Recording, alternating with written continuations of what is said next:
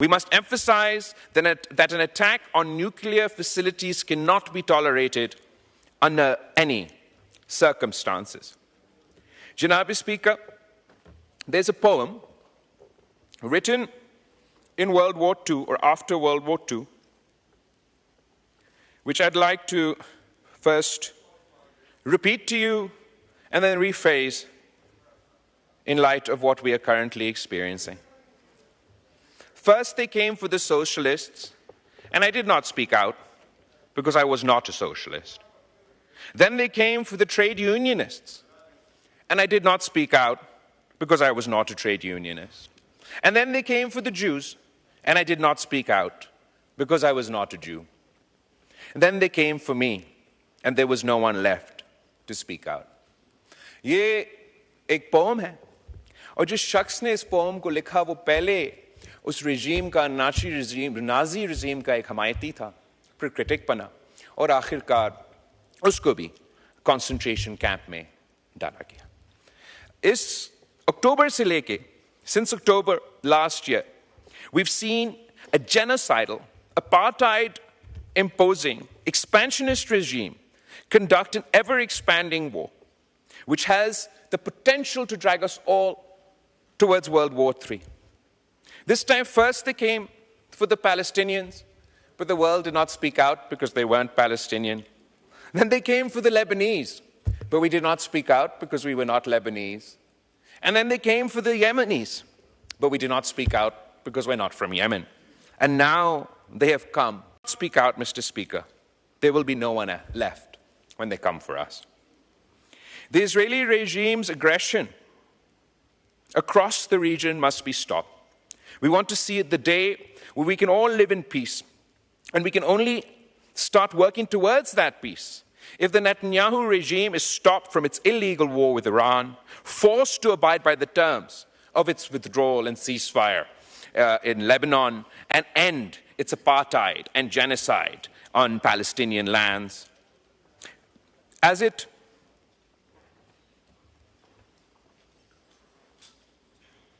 it continues to bomb Iran, the world must not forget that this Israeli regime, this Netanyahu regime, is currently carrying out the forced starvation of Palestinians in the Gaza Strip.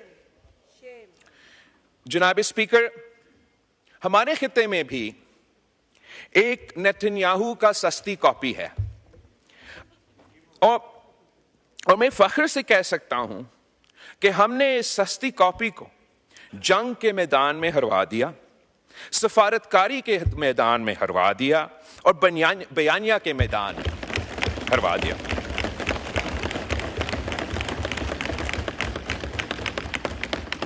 वज़ीर आज़म साहब ने और सदर मुमलिकत ने मुझे और हमारे committee को एक अहम जिम्मेदारी दी, और हम फख्र के साथ कह सकते हैं कि जहां हम गए हमने पाकिस्तान का मौक़िफ़, पाकिस्तान का बयानिया पेश किया, और जहां जहां हम पहुंचे वहां पीछे पीछे उस सस्ती कॉपी का भी नुमाइंदे पहुंचे.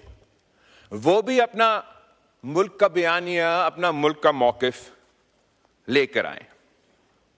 हमारा बयानिया तो अमन का पैगाम था, बट पीस थ्रू स्ट्रेंथ.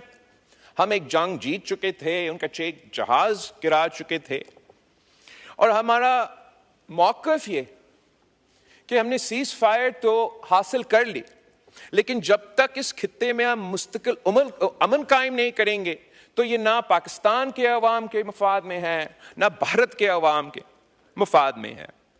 3 अहम इश्यूज हैं जिस पे हमने आवाज उठाए. एक तो कश्मीर का मौक़िफ़, जो हमेशा पाकिस्तान के लिए एक अहम मौक़िफ़ रहा है. कश्मीर के अवाम के जो उम्मीदें हैं, जो उनका हक है, जहाँ तक यूनाइटेड नेशंस की रेजोल्यूशंस के मुताबिक, उस पे ना सिर्फ हमने बात किए, मगर अगर आप पिछले हुकूमत का 2019 में जब कश्मीर का हमला हुआ, खड़ा था, मैं उधर बैठा था, और हम सब ने देखा कि उसकी रिएक्शन में हमारा वज़ीर आज़म साहब ने उस वक्त कहा कि मैं क्या करूं, आप क्या चाहते हो कि मैं भारत के साथ जंग छेड़ दूं? अगर मेरा अल्फाज आपको गलत लगे, आप वो रिकॉर्डिंग देख लें।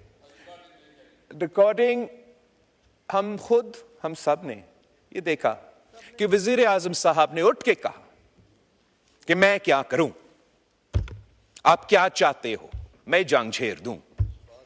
लेकिन मैं फख्र के साथ कह सकता हूं कि इस दफा जब कश्मीर पे हमला हुआ, जब पाकिस्तान पे हमला हुआ, भारत के तरफ से हमला हुआ, तो पाकिस्तान डरा नहीं, झुका नहीं, हमने जंग की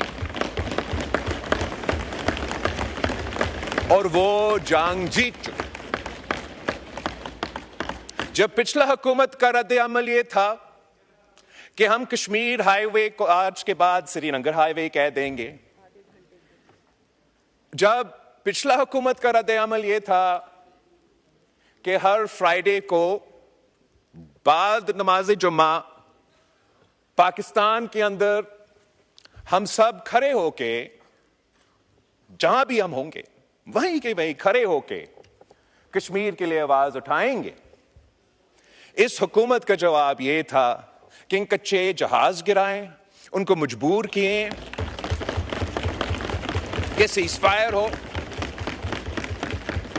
और जो इन खान साहब के हुकूमत के बाद भारत जोर और शोर से कहता था कि कश्मीर हमारा अंदरूनी मामला बन चुका है, अब बैनुल अक़वामी ऑब्जर्वर्स हमारा ये टोर में मान रहे हैं कि ये तो एक आलमी इशू, इंटरनेशनल इशू बन चुका है।